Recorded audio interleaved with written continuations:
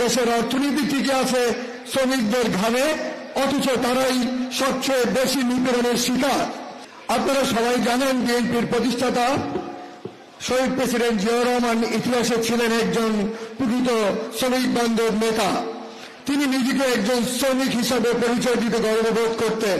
তিনি দেশের বিভিন্ন স্থানে গিয়ে নিজের হাতে খাল খনন, মাটি কেটেছেন, শ্রমিকদের সাথে মিলে মিশে মাটি এবং কাদার সাথে একাকার হয়ে কাজ করতেন।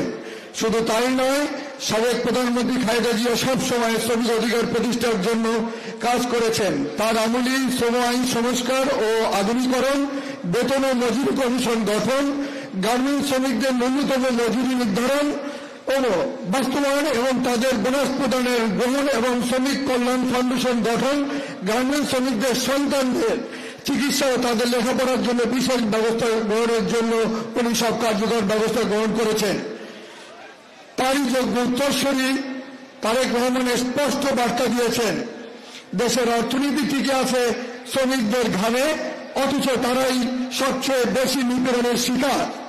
তারেক রহমান প্রণীত রাষ্ট্র কাঠামো মেরামতের 31 দফার মধ্যে অন্যতম 60টি দফায় দেশের আপামর শ্রমিকদের স্বার্থ রক্ষায় বিশেষভাবে প্রণয়ন করা হয়েছে।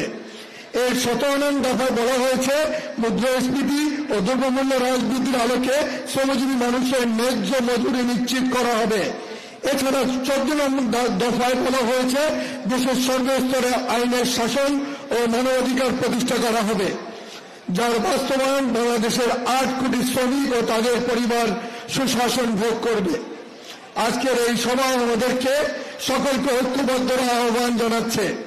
আমাদের শক্তি, আমাদের একতা এবং আমাদের সম্মিলিত প্রয়াসই গণতন্ত্র ন্যায়ের পথে এক নতুন আলো রচনা করবে।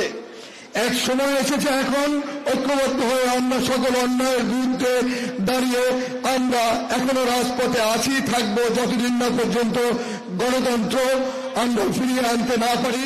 আবারও সবাইকে ঐক্যবদ্ধ থাকার জন্য এবং আমরা খুব শীঘ্রই আমাদের ভারপ্রাপ্ত চেয়ারম্যান জনাব তারেক রহমানকে দেশে এনে আমরা বাংলাদেশকে সুন্দরভাবে পরিচালনা করব, এই আশা প্রত্যয় ব্যক্ত করে আমি আমার বক্তব্য শেষ করছি। খোদা হাফেজ। বাংলাদেশ জিন্দাবাদ।